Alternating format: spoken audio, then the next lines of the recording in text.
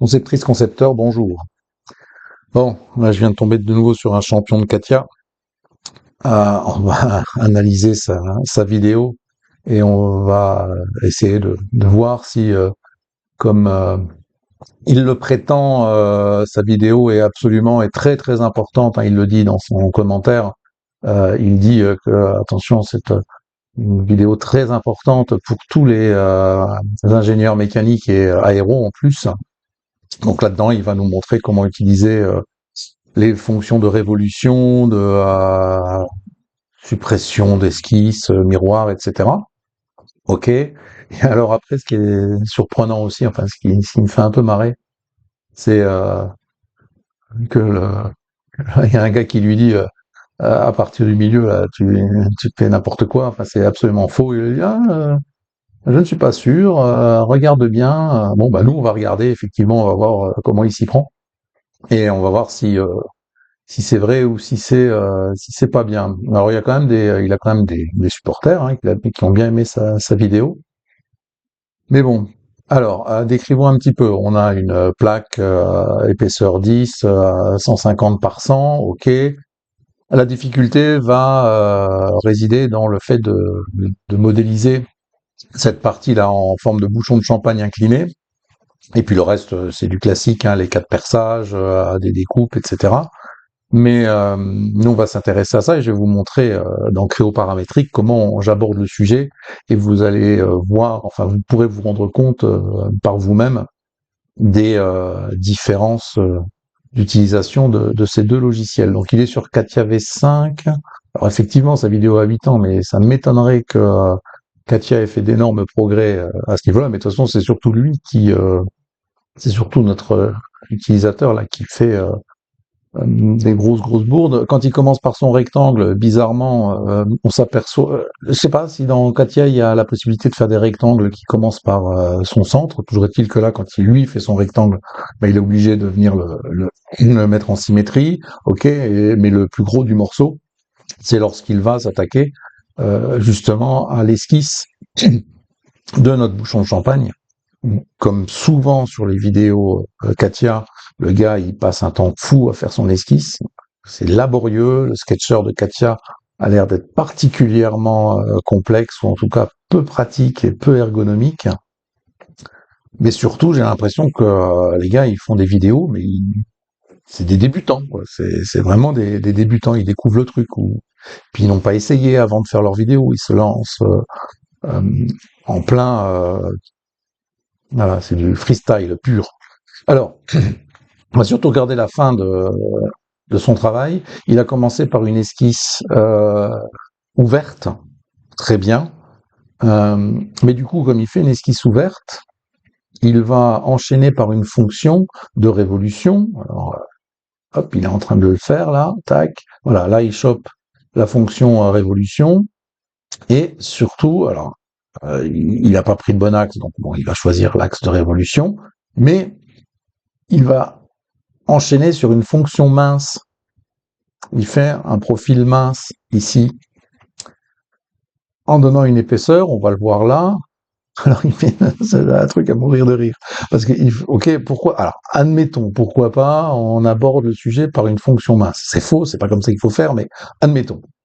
Mais surtout, si on jette un coup d'œil sur le plan, voilà, on peut s'apercevoir que le rayon extérieur fait 19,5 ici et le rayon intérieur fait 14,3.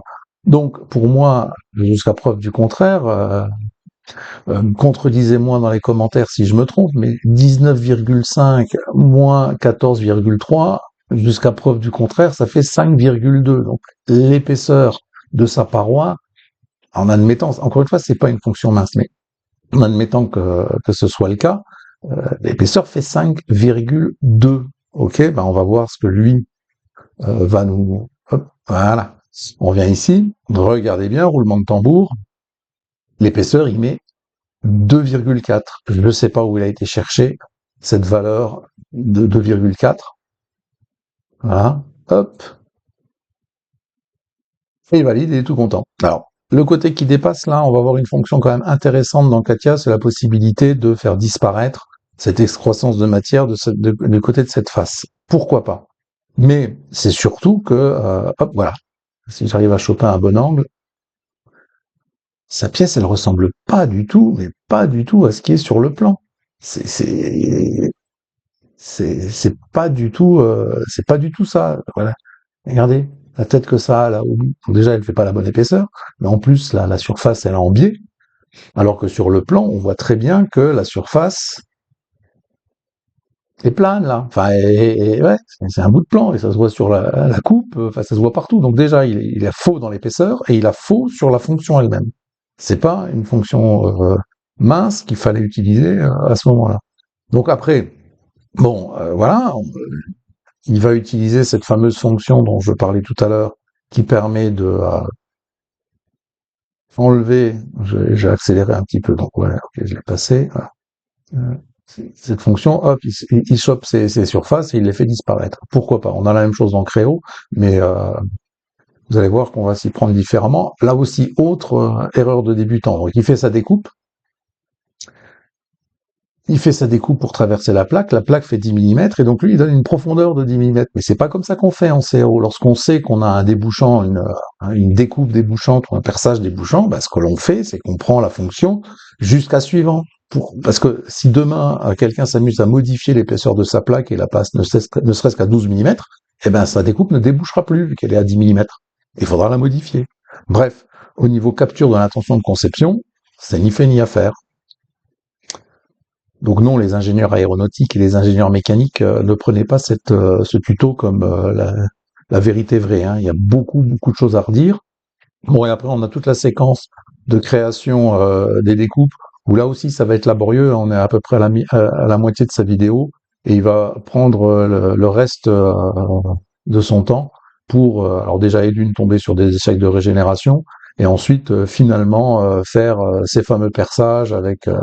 il en dégage un, il faut qu'il fasse une symétrie, enfin bref, là aussi c'est très très laborieux. Alors soit il ne connaît pas, soit Katia ne dispose pas de fonctions pour faire ça, soit il ne les connaît pas. Et toujours est-il que il remet des codes de 10 mm alors qu'il avait déjà mis des codes de 20 mm sur ses découpes. On peut croire que les perçages normalement sont centrés. Il fait ses symétries d'esquisse et ensuite seulement il va faire la découpe. Là aussi, il découpe non pas à travers tout ou jusqu'à suivant, mais il découpe de 5 mm d'épaisseur. On a vraiment l'impression qu'il, voilà, je sais pas où il a été formé sur Katia. Donc Katia en soi, c'est juste une horreur hein, en tant que logiciel de CAO. C'est vraiment au niveau ergonomie, au niveau interface utilisateur, la façon dont il représente les géométries, c'est affreux. Mais l'utilisateur y est aussi pour beaucoup dans ce modèle. Donc, je vais vous montrer ma manière d'aborder le sujet. Et alors, je vais me replacer d'abord sur le plan de def, parce que je vais avoir besoin des dimensions à un moment donné. Allez, donc voilà, on retrouve ici, très bien. Et vous allez voir que dans Créo, c'est pas du tout la même limonade, comme on dit. Allez, on se place dans Créo, on commence une nouvelle pièce, on va l'appeler joystick, pourquoi pas. On a nos plans de référence, je m'appuie sur ce plan de référence pour faire le socle, donc je commence une extrusion. Dans Créo, on a évidemment le rectangle centré, ce qui me permet d'un seul coup de tracer mon rectangle. La cotation est automatique, je le répète à chaque fois. Code de 100 mm ici, 150 à cet endroit-là. On valide notre esquisse. Et je vais faire comme lui en revanche, c'est-à-dire je pars vers le bas et épaisseur 10 mm. Donc voilà, ça y est, mon socle, c'est fait. Ensuite, on va donc faire notre fameuse esquisse du bouchon de champagne. C'est une forme de révolution. On va commencer par positionner notre axe de révolution. Comme ça, je ne serai pas obligé de l'indiquer une nouvelle fois. Ce que je vais faire ici, alors donc là, on a cette cote de 47 degrés. Ben on la pose à 50 parce que c'est la valeur recherchée. Ah non, pas tout à fait d'ailleurs. C'est une erreur là que je fais. Effectivement, je m'enthousiasme et finalement je fais des erreurs. C'est les 50 degrés, ils sont de ce côté-là. Voilà. Ensuite, on va faire la chose suivante, c'est qu'on va tracer un cercle, et puis un trait, un segment de droite, comme ceci. Voilà. En général, et puis, on termine. Voilà. Vous voyez que les contraintes dans Créo se placent en général correctement si on est suffisamment patient pour le faire. Je fais une petite mise au net, je retire les arêtes dont je n'ai pas besoin et je m'intéresse à mon schéma de cotation. On va avoir besoin de différentes cotes, notamment la cote ici qui est une cote de 10 mm. Ensuite, on va avoir besoin de la cote de rayon qui est une cote, alors comme je vous le disais, qui fait 19,5. Ensuite, on va avoir besoin de la cote d'angle entre ce segment et cette référence. La cote d'angle fait 137 degrés. Alors l'esquisse a tendance à partir un peu loin. C'est pas dramatique du tout. On va tracer un trait d'axe perpendiculaire, hop, ou parallèle à cette arête, ça revient au même, pour placer une symétrie entre ces deux points et cette ligne d'axe. Ça, c'est pas, en fait, sur le plan de définition, effectivement, on voit que l'on a une cote de 10 mm d'un côté, une cote de 10 mm de l'autre. C'est pas très précis, mais globalement, on peut en déduire que les deux points de part et d'autre du centre de la sphère sont effectivement en symétrie par rapport à ce trait-là. On y est presque, il nous manque encore une cote qui est la cote de distance entre hop, le plat de notre bouchon de champagne et le point d'articulation. Non, il me manque malgré tout encore une cote. C'est la cote de. Alors, on arrive justement quand on est sur ces schémas de cotation, et ben par rapport à Katia, et ben on s'aperçoit que il y a à un moment donné quelque chose qui coince, qui ne colle pas. C'est que par rapport aux cotes proposées sur l'exercice, eh bien il y en a forcément une de trop. Théo me le dit. Dans ce cas-là, si je regarde bien, j'ai effectivement 28,2, j'ai 137 à cet endroit-là, enfin voilà, j'ai mis toutes les cotes et j'en ai une, visiblement, j'en ai une de trop. Donc il va falloir faire un choix.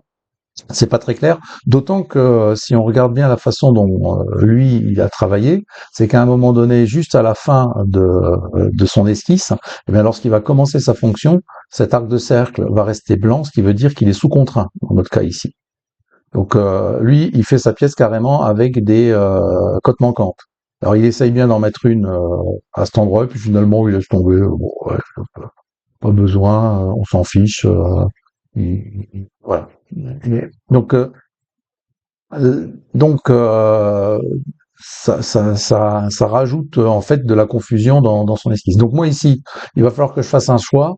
Si je veux respecter son schéma de cotation, la seule hypothèse que j'ai faite jusqu'à présent, c'est effectivement cette contrainte de symétrie qui apparaît là, et bien que je vais détruire pour conserver cette cote de positionnement que je passe à 28,2. Ce qui me fait donc là voilà, j'ai respecté mon schéma de cotation, j'ai bien les 60 mm, j'ai mon axe de révolution, j'ai les 50 degrés, enfin bref, j'ai tout ce qui apparaît sur le plan.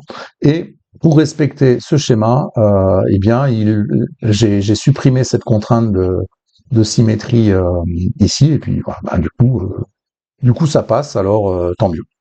Donc on va valider. Et vous voyez que surtout, chose importante, je me suis appuyé sur la surface du parallélépipède, ce qui fait que hop, quand je valide avec Créo, eh bien, il traverse pas, il reste ce segment, ben, il va longer la face plane et j'obtiens cette forme. Voilà, donc moi je ne suis pas obligé j'ai gagné une fonction si on veut. Alors du coup, comme j'ai gagné une fonction, enfin il va falloir quand même que j'en fasse deux autres, hein, enfin normalement une, mais je vais en faire deux autres, des fonctions pour creuser mon bouchon de champagne. Parce que moi, je tiens à respecter absolument les indications et le schéma de cotation tel qu'il apparaît sur son plan, bien qu'il soit peu précis. On ne le répète pas jamais assez. Donc moi, je vais refaire une forme de révolution. Vous allez voir comment je vais m'y prendre. Je vais aller chercher un arc passant par son centre. J'effleure le rebord de ma sphère ici, de mon morceau de sphère, et il me récupère son centre. Je trace mon arc de cercle comme ceci, et je n'ai qu'à mettre le rayon à 14,3, il me semble. Ça n'a pas énormément d'importance. Moi, c'était 14,3. Je valide.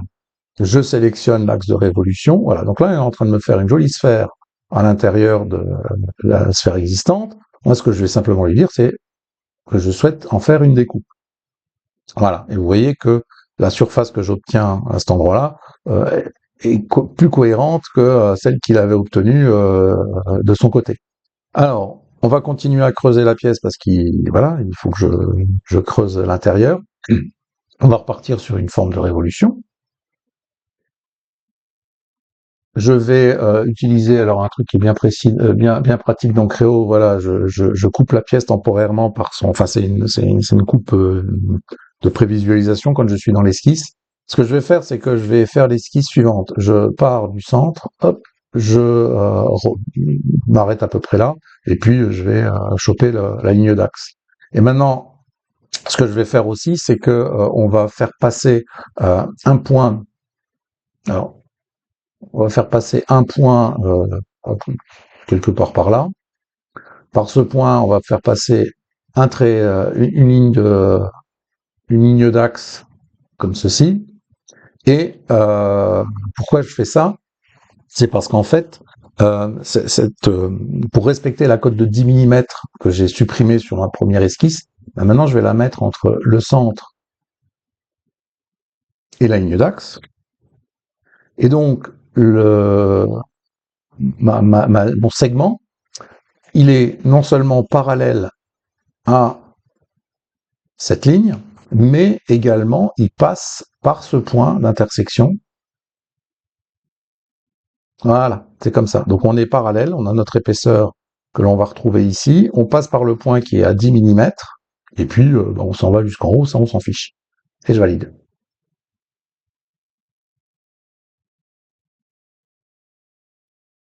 Alors,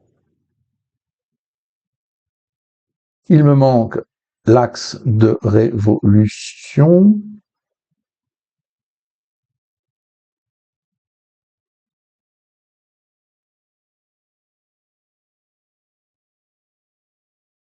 J'ai dû, à mon avis, j'ai dû cliquer au mauvais endroit. Je recommence. Ben, de toute façon, c'est bien.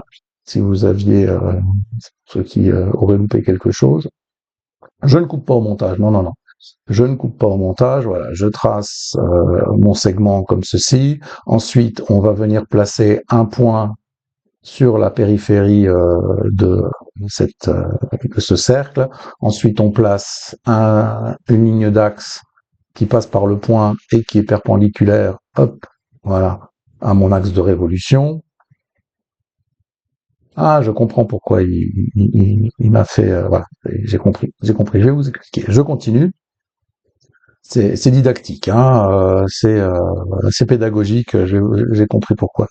Quand on fait, on va y arriver. Allez, je réalise mon parallélisme ici, ma condition de parallélisme, et puis mon point de passage. Sauf que j'ai décidé de faire une forme de révolution. Or, j'ai tracé cette ligne d'axe dans cette ligne de symétrie, et il va essayer par défaut de la prendre comme forme de révolution. Or, la géométrie que je suis en train de dessiner là ne peut pas convenir à une forme de révolution autour de cet axe, et puis c'est pas ce que je veux. Donc là, je rajoute volontairement un axe de révolution qui va donc passer par l'ancien axe de révolution. Et là, cette fois, ok, pas de problème, ça marche. Alors, ici, il ajoute de la matière, eh bien, nous, on décide de l'enlever et on va voir ce qu'on obtient. et je valide. Alors, on a fait une découpe, mais quelle forme a-t-elle cette découpe? Eh bien, si je passe en vue en filaire, je peux m'apercevoir que la découpe est pointue, effectivement, parce que mon profil, hop, il vient se placer ici. Et j'ai cette surface pointue qui ne sert entre guillemets à rien. Eh ben, ce que je vais faire, c'est que je vais la sélectionner, voilà, et je vais utiliser une fonction de décalage de surface, mais qui a la particularité de permettre aussi de remplacer une surface par une autre. Et donc, ce bout de surface, je vais décider de la remplacer par ce plan. Et hop, voilà, la pointe a disparu et je me retrouve avec une face plane qui est l'intersection de ma forme de révolution et de ce plan. Eh ben c'est parfait, donc du coup je vais pouvoir utiliser de nouveau ça comme plan d'esquisse, pourquoi pas. Je vais faire une extrusion. Hop, je reste pour l'instant en filaire pour qu'on puisse travailler de façon plus simple avec les formes cachées. Ou à la limite, non, je reviens sur de l'ombrage, mais je coupe, voilà, je coupe ma vue au niveau du plan d'esquisse et on va utiliser une copie d'arête en utilisant une boucle complète. Donc je sélectionne cette arête, il m'a sélectionné comme surface d'amorce la surface conique. Moi non, je veux l'autre surface, voilà. Et du coup il me prend le contour, ce que je voulais, ce que je cherchais. Et maintenant que j'ai fini mon contour, hop. Donc là il me propose de rajouter de la matière vers le haut. Donc Créo, je lui inverse le sens de la matière, donc automatiquement, lui, il me propose cette fois de découper la matière, et je vais pas faire l'erreur de débutant de notre ami qui donne des conseils aux ingénieurs aéronautiques. Je vais lui dire de trouer de découper jusqu'à suivant. Hop, et voilà, c'est fait. On a maintenant notre pièce qui est parfaitement découpée. Alors on pourrait se permettre par exemple de faire une petite coupe qui passe par ce plan-là, pour bien voir un petit peu ce qui se passe. Et vous voyez que à la fois je respecte le schéma de cotation, mais je respecte aussi l'intention de conception de cette pièce. On va faire en sorte que la coupe passe par le plan. On va lui donner comme nom la coupe A. Voilà. On est bien là. On est bien. On a notre coupe. On peut la rendre active ou la désactiver. Et maintenant, on va s'occuper alors de choses qui sont un peu plus triviales. Par exemple, donc de s'occuper des découpes qui sont tout autour de la pièce. Alors bon, je vous le montre à titre d'information. Là, sur cette face, je vais commencer une esquisse. Cette esquisse, on va utiliser là aussi le rectangle qui passe par un centré, mais je prends un mode de construction. Je viens prendre le rectangle, on se positionne au centre, on se met à peu près par là, et ici je fais un deuxième rectangle, mais cette fois un rectangle standard. Je pars de ce point-là, je m'approche, hop, des deux extrémités. Et ce que je vais faire, c'est que je vais lui demander de de rendre égales les différentes arêtes du rectangle. Alors, il n'y a pas besoin de rendre égales toutes les arêtes. C'est pour ça qu'il me propose de supprimer les contraintes surabondantes.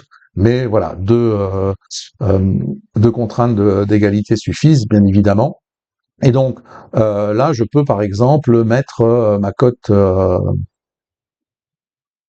de 10 mm, ce qui me permet de positionner précisément mon rectangle autour de la pièce. On va rajouter des points, cette fois pas des points de construction, mais des points de référence aux quatre extrémités de mon rectangle de construction, et c'est fait. Voilà. Donc à partir de ce moment-là, on va faire aussi la chose suivante. On va partir de cette face-là, on va refaire une extrusion. De nouveau, mon rectangle centré sur ce point. Je m'arrête là, je m'arrête là. Vous voyez que Créo, il détecte directement les aimantations et les coïncidences, donc ça c'est bien pratique. Je valide. Je pars dans l'autre sens, alors il me propose automatiquement une découpe, et la découpe elle fait 5 mm de profondeur. Allez, viens avec tes 5 mm. Tac. Donc là j'ai 5 mm. Ce que je vais faire, c'est que tout de suite, cette découpe que je retrouve ici dans l'arbre du modèle, je vais en faire une répétition et je vais la répéter en utilisant les points que j'ai dessinés juste avant, comme esquisse et comme forme de répétition. Ce qu'on fait maintenant, c'est qu'on sélectionne l'arête à cet endroit-là, mais avec un petit coup de bouton droite, j'ai chopé l'arête d'intention de conception. Donc cette arête est apparue parce que le rectangle a coupé la matière principale. Je vais la rayonner. Alors moi je vais mettre un rayon quelconque, allez, de 5 mm, la valeur n'a absolument aucune espèce d'importance. Et maintenant que j'ai mon rayon, ce rayon de congé, je peux aussi le répéter et il va me proposer de le répéter en référence. Et si je le répète en référence, vous allez voir qu'il est capable de me faire le rayon à l'intérieur des découpes, ce qui est pas forcément, qui ne saute pas forcément aux yeux et qu'on sait pas forcément qu'il va réagir comme ça. Ensuite, je prends le point avec la touche contrôle, la face. On va faire un perçage. Alors de tête, son perçage, je crois qu'il fait. Ce qui est bien aussi en Ancréo, c'est qu'on peut annuler, alors qu'on est en train de définir une fonction, on peut annuler dans la définition de la fonction la dernière opération qu'on vient de faire. Là, j'ai cliqué un peu hâtivement et ça a déplacé le perçage. Voilà, diamètre 7,9 d'après l'énoncé et hop, à travers jusqu'à suivant comme ça, quelle que soit l'épaisseur de ma semelle, eh bien, je suis sûr d'avoir le perçage qui va rester débouchant. Comme pour les autres, on sélectionne le perçage, on peut le répéter. On va le répéter là aussi en utilisant les points qu'on a dessinés comme référence de répétition. Et hop, c'est fait. J'ai mes 4 perçages aux quatre coins de ma pièce. Je sais plus ce qu'il fait après. Je sais plus s'il rajoute pas Alors, il rajoute un rayon ici autour de l'intersection. Donc là, on va mettre un rayon comme sur le plan, comme c'est demandé, c'est un rayon de 5,2. Donc une difficulté là-dessus aussi. Et puis vraiment, je crois que tout à la fin, pour finir son sa fonction. Alors vous verrez sur sa vidéo, il met énormément de temps à faire ses symétries. D'ailleurs, on remarque que forcément, il a fait son rayon de ce côté-là. Quand il fait sa duplication, alors je sais plus sa répétition, il se retrouve lui avec le rayon de l'autre côté. Alors que dans Créo, avec la notion d'arrêt d'intention de conception, il redéfinit, il tient compte de la topologie, de la façon dont les fonctions ont été créées pour repositionner le rayon correctement. D'accord? Alors que sur Katia, c'est pas le cas. Et il a bien des soucis avec sa répétition, surtout qu'il met des dimensions entre les répétitions, ce qui fait que, vous voyez, ces rayons, ils sont pas au bon endroit. Alors je sais pas si dans Katia on a la possibilité de faire pivoter la répétition pendant le parcours, on va voir. Mais en plus il met des incréments en dur, les 80 mm qui séparent là ces deux instances. Ce qui fait que si la plaque là c'est pareil change de dimension pour les raisons qu'on l'ignore, soit elle diminue ou elle augmente, et la répétition elle va rester à cet endroit-là. C'est pas comme ça qu'on fait, hein. Vous voyez, finalement, il s'est rendu compte du problème. Donc là, il va faire la même chose, mais en utilisant des symétries. Ok, mais du coup, c'est plus une répétition. C'est pas tout à fait la même chose. Là aussi, en termes d'intention de conception. Il va faire pareil pour ses perçages. Et pour finalement, on va attendre la fin. Hop, je sais plus ce qu'il fait. Bon, ça n'a plus d'importance à la fin, vu que de toute manière il s'est gaufré sur la totalité sur la première fonction au milieu. Je crois je crois que c'est des rayons qu'il y a là. Ouais, un rayon de 2 mm, ok. Voilà, il est content, il met une petite couleur, mais ça n'empêche pas que sa fonction du milieu, elle n'est pas bonne. Donc ici on enlève, on cache les plans, hein. Maintenant, elle nous embête. On se prend notre arête, l'autre arrête, et puis on se fait nous aussi un petit rayon de 2 mm directement à la souris comme ça. Voilà, c'est fini. Bien, ben voilà, c'est une vraie pièce. Du coup, hein, si je reprends cette forme-là et que je décide de modifier son épaisseur, bah, y a pas de problème, mon intention de conception est conservée, c'est-à-dire que les découpes, elles suivent. Ou si, pareil, je modifie la largeur de, euh, de mon carré, le reste suit. À mon avis, il n'y a aucune de ces deux fonctions qui va passer dans Katia, vu la façon dont il s'y est pris pour modéliser sa pièce. C'est sûr et certain.